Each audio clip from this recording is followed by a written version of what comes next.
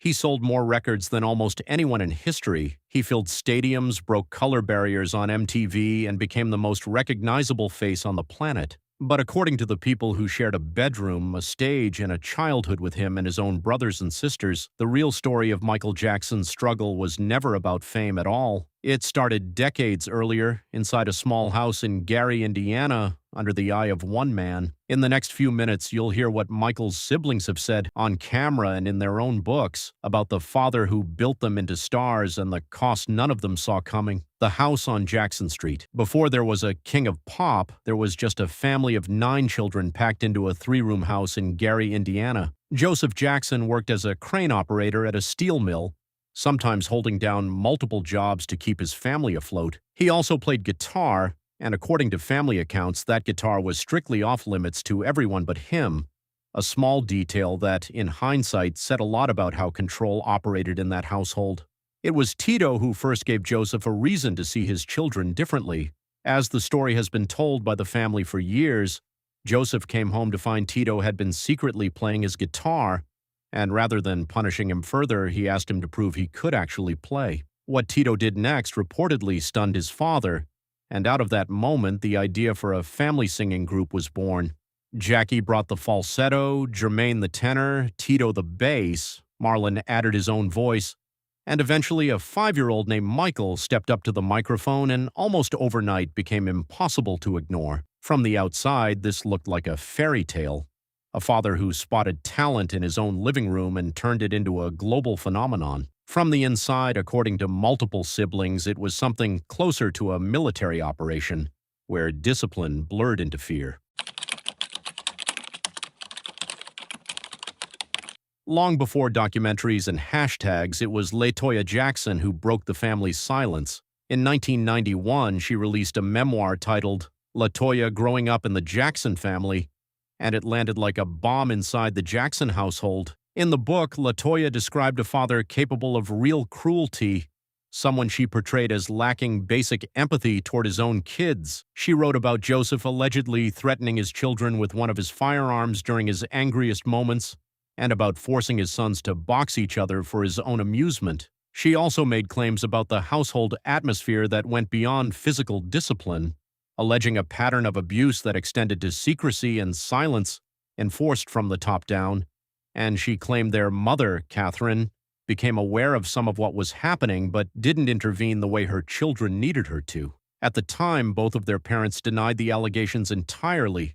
Toya's timing was also complicated by her marriage to Jack Gordon, a manager many in the Jackson family believed was manipulating her and pushing her toward more explosive claims for financial gain. Years later, after leaving that marriage, Toya softened her position considerably. In interviews promoting a follow-up book, she said she'd been young and surrounded by people who shouldn't have had influence over her, and that she now believed her parents did the best they could with what they had. But here's the detail that matters most for this story. Even after Toya walked back some of her claims, she didn't retract everything, and crucially, neither did Michael. On February 10, 1993, Michael Jackson sat down with Oprah Winfrey for a live 90-minute special broadcast from Neverland Ranch. It was his first extended interview in 14 years, and it pulled in an estimated audience of tens of millions of viewers around the world, making it one of the most watched non-sports broadcasts in television history at that point. During that conversation, before any of the criminal allegations that would later define his public image, Michael spoke candidly about his childhood. He told Oprah he never had a normal one. He described watching other children play in a park across from the studio while he and his brothers were kept inside, rehearsing. When Oprah asked directly whether his father had beaten him, Michael confirmed it. Asked why, he said he wasn't entirely sure. He speculated it might have been because he was seen as talented or simply because his father was, in his words, an extremely strict disciplinarian. He described his father's presence as something that could frighten him with a single look, and admitted that even the anticipation of his father visiting him as an adult could make him physically ill. What struck Oprah afterward, she later said in her own reflections on the interview, wasn't just what Michael revealed, it was how he revealed it. She noted that even while describing the fear, he seemed to soften his words, as if bracing for his father's reaction to hearing it. To her, that hesitation was itself evidence of how deep the fear still ran, even in adulthood, even as one of the most famous men alive. This is the moment where the family narrative and Michael's own words lined up. LaToya had said their father was abusive. Michael, sitting across from Oprah with nothing to gain from lying, confirmed it in his own words, describing beatings with a belt and a switch that reportedly hit him harder and more often than his brothers, according to accounts he gave in later years to biographers and confidants.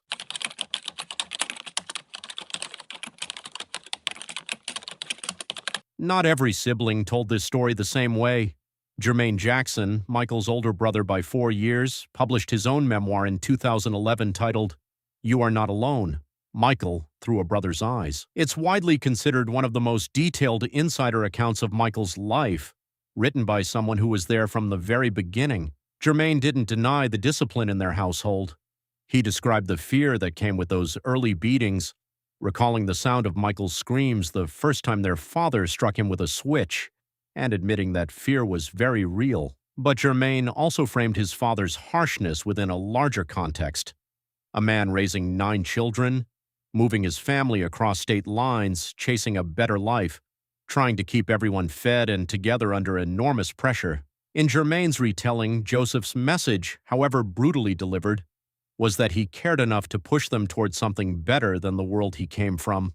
It's a complicated, even uncomfortable position, acknowledging real trauma while also defending the man who caused it. But it captures something important about how differently siblings can process the same childhood. Where LaToya saw a tyrant and Michael saw a source of lifelong fear, Jermaine saw a flawed, demanding father whose love was inseparable from his discipline. What all 3 accounts agree on, though, is that the pressure to perform started early, was relentless, and left a mark that didn't fade with fame or money.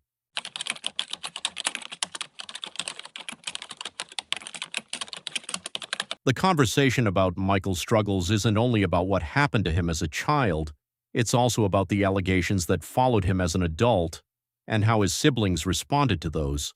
In 2019, the documentary Leaving Neverland aired, featuring 2 men, Wade Robson and James Safechuck, who alleged Michael sexually abused them as children, allegations Michael was never convicted of during his lifetime and which surfaced years after his death in 2009.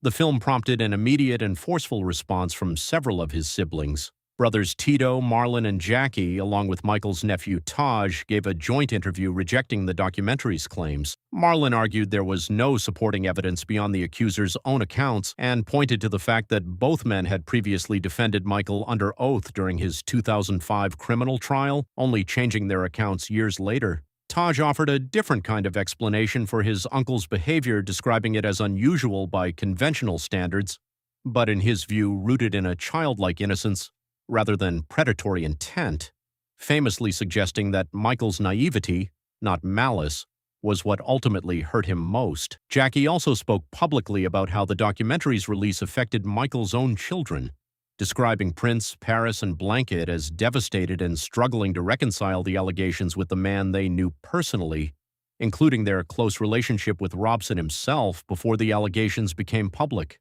Notably, Michael's sister Janet largely stayed silent through this period. Taj offered his own theory for that silence too, suggesting Janet may have avoided commenting specifically because she didn't want to add more fuel to a story that was already dominating headlines. This split reaction, some siblings speaking out forcefully, others staying quiet, and the family divided over how much energy to spend fighting allegations against someone no longer able to defend himself, is itself part of the story about how deeply unresolved Michael's legacy remains within his own family even years after his death. A family still processing, decades later, the layers of this story haven't stopped adding up. In more recent years, the Jackson family has continued to be pulled into new legal and public battles connected to Michael's legacy, from disputes over his estate to entirely separate lawsuits involving other families who say they were harmed by him. None of that erases what his siblings have said about his childhood, but it does complicate any attempt to wrap this story up with a clean bow. What makes the siblings' testimony so compelling, when you step back and look at all of it together, isn't that it proves one single explanation for why Michael struggled. Put those pieces together and a picture starts to form not of a single villain or a single moment that explains everything, but of a childhood built entirely around performance, discipline, and fear, followed by an adulthood spent trying to reclaim a version of childhood he never got to have in the first place. Michael said as much himself in that 1993 interview, explaining that surrounding himself with children as an adult was his way of experiencing something he'd missed the first time around. Every family carries stories that only make sense once you hear all the voices, not just one. That's what makes the Jacksons' account of Michael so hard to look away from 9 brothers and sisters, 9 different vantage points on the same house, the same father, the same boy who became the most famous performer on earth before he'd even finished growing up. Some of them forgave, some of them still haven't, but none of them tell it the same way twice, and maybe that's the most honest part of the whole story. If this video helped you understand Michael Jackson a little differently, don't scroll past without hitting subscribe. This channel digs into the real source stories behind the icons everyone thinks they already know, and there's a lot more of that coming. Drop a comment and tell us which sibling's account hit you hardest, Toya's, Michael's own words to Oprah, or Jermaine's. And if you want to go deeper, check the video linked on your screen now. Thanks for watching. We'll see you in the next one.